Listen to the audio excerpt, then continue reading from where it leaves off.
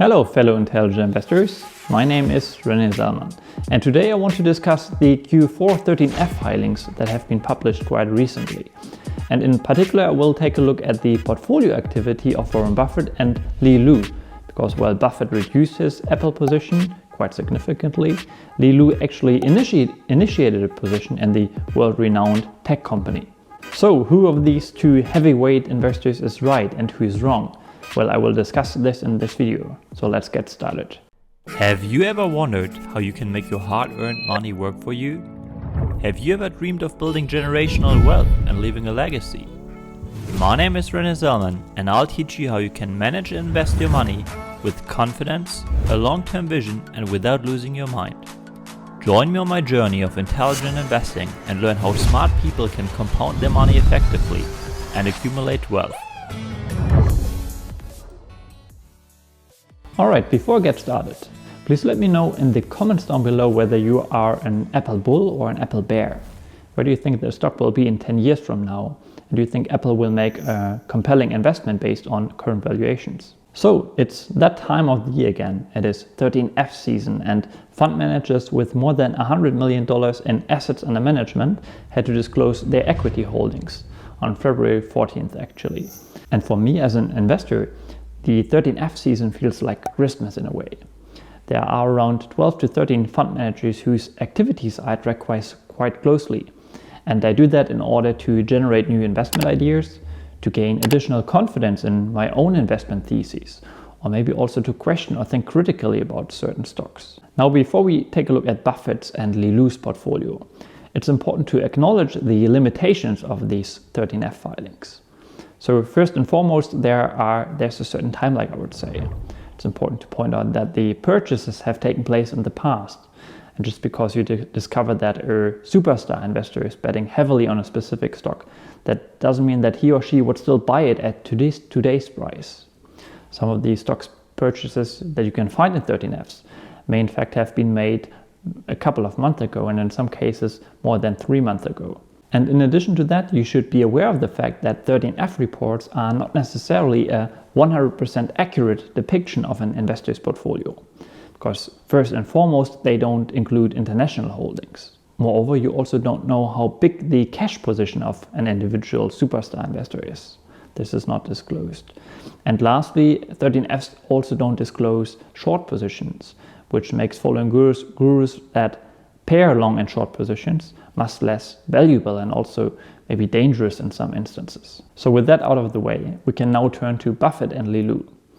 And well, first of all, I have to point out that there wasn't anything striking regarding the 13F filings of the fund managers that I track.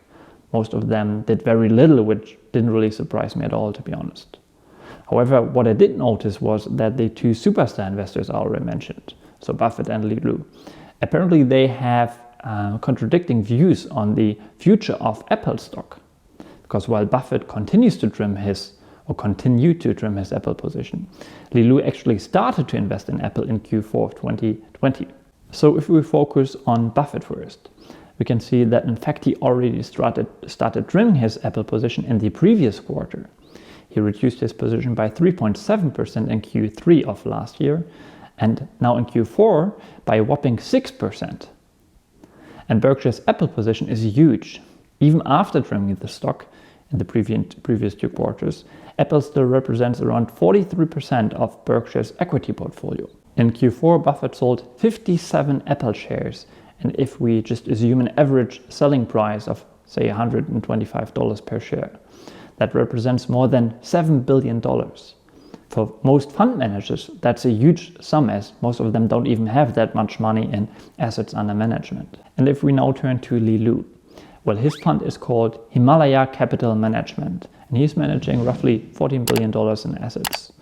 And Li Lu is probably best known for being the only person besides Warren Buffett who Charlie Munger trusts with when it comes to his money. He famously said, "I'm 95 years old. I've given Munger money to some outsider to run once in 95 years. That's Li Lu." And he referred to him as the Warren Buffett of China.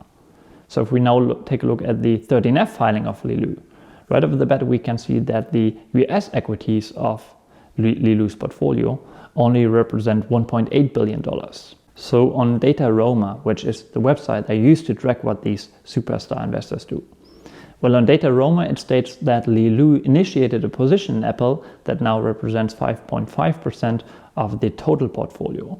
But that is actually not accurate because, as we said, the 13F filings do not display international investments. If we would consider Li Lu's foreign holdings, the Apple position should be much smaller and much less meaningful. Nonetheless, Li Lu purchased roughly 760,000 Apple shares worth close to $100 million.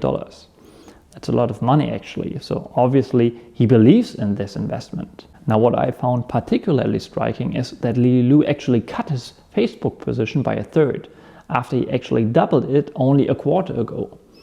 And if we take a look at Facebook's stock price, we can see that the stock price didn't really move much in the last quarter. But Li Lu's Facebook investment should not be the main focus of this video, and the decision to buy Apple is probably not related to his decision to sell Facebook, even though the two tech titans actually are at each other's throat right now over who exploits user data more. So let's consider why Buffett might have sold his Apple position and why Li Lu may have started a position in Apple. Well, first of all, while superstar investors buying a stock is a very clear signal, there's not a whole lot one can misinterpret here. Investors might sell individual positions for all sorts of reasons. In fact, investors might sell a stock even though they still believe in the future of the company. But they might have a better idea that will likely yield better returns. And obviously, investors always need to consider opportunity cost. However, in Buffett's case, it is safe to assume that he did not trim Apple to raise cash for other investments.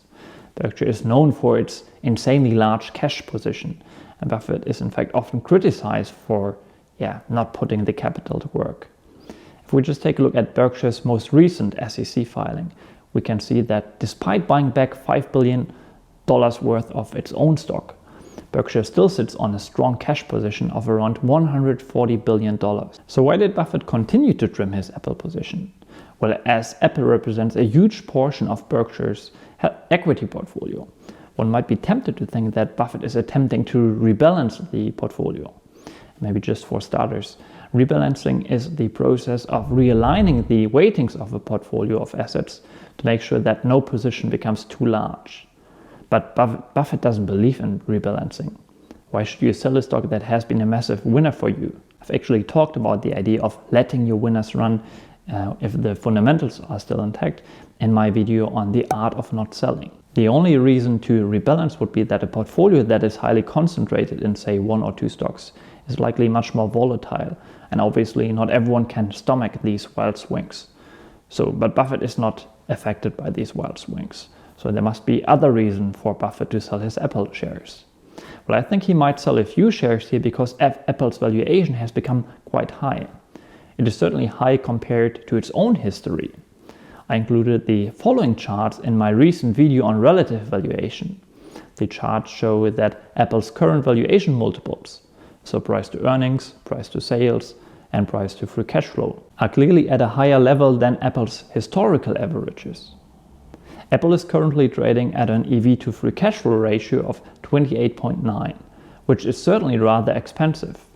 Such a high ratio may be well justified, and investors can still enjoy above average returns if a company can sustain high or very high growth rates for many years and can continue to reinvest in its own business at attractive rates. The question is whether Apple can still do this successfully over the next, say, 10 years. My biggest concern here would be the sheer scale that Apple has already reached. With a market cap of more than $2 billion, it is already the most valuable company in the world. And the law of large numbers states that as a company grows, it becomes more difficult to sustain previous growth rate, and especially more difficult to sustain high growth rates. And thus the company's growth rate will likely decline as it continues to expand. And in a way we can observe this phenomenon with Apple too. If we just consider the last 5 years, we can see year-over-year revenue growth rates of -7%, 6%, 16%, -2%, and 5.5%. Such growth rates certainly do not justify an EV to free cash flow ratio north of 20. And Apple's spectacular stock performance in 2020 was actually largely driven by an expansion of valuation multiples and not by the fundamentals of the business.